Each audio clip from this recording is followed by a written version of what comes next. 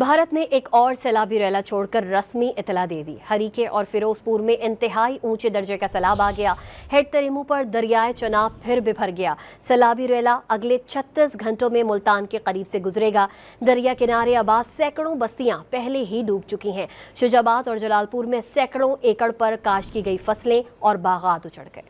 5 दरियाओं के मिलने के मकाम हेड पंजनद पर ऊंचे दर्जे का सैलाब है। बहाव 6 लाख क्यूसेक रिकॉर्ड किया गया। मुजफ्फरगढ़ में अलीपुर की कई बस्तियां ज़ेरे आब आ गईं। रोहिला नवाली में सैकड़ों लोग पानी में फंस गए।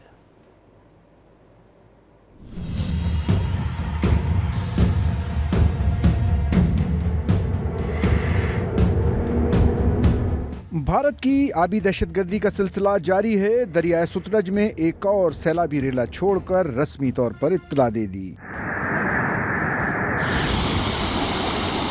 हरीके और फिरोजपुर पर इंतहाई ऊंचे दर्जे के सैलाब का खदशा है। वजारत आबी वसाइल ने मुतल्लिका इदारों को हंगामी अलर्ट जारी कर दिया। मुतल्लिका आबादियों से अवाम की मुंतकली समेत जरूरी इंतजामात की हिदायत कर दी गई। हेड तरीमू पर दरिया चनाब में इंतहाई ऊंचे दर्जे का सैलाब है। शुजाबाद और जलालपुर में सैलाबी रेलों ने तबाही मचा दी। मुल्तान में सैलाबी पानी ने सैकड़ों बस्तियों में तबाही मचाई है। हजारों एकड़ पर काश्त फसलें, सब्जियां और बागात बुरी तरह मुतासिर हैं। हंसते बसते घरों में रहने वाले खेमों में पनाह गुज़ी हैं। 5 देहात में पानी दाखिल हेड तरीमू से 5 लाख क्यूसिक से जायद का रेला 36 घंटे में मुल्तान पहुंचेगा। इंतजामिया ने रेले से निमटने के लिए हिकमत अमली तैयार कर दी। साहिवाल में दरियाए रावी के सैलाब से दर्जनों कच्चे मकानात को नुकसान पहुंचा। हजारों एकड़ पर ज़रई रकबा भी मुतासिर हुआ। कपास की फसल ज़ेरे आब आने से लोग परेशान हैं। कबीरवाला में दरियाए रावी के सैलाबी पानी ने 27 देहात को लपेट में ले लिया। घरों में 8-8 फुट पानी जमा। इलाका मकीनों को शदीद मुश्किलात का सामना है। विहाड़ी में दरियाए सतलज के सैलाब मुतासरीन बारिश और तेज हवाओं में खुले आसमान तले शदीद मुश्किलात का शिकार हैं।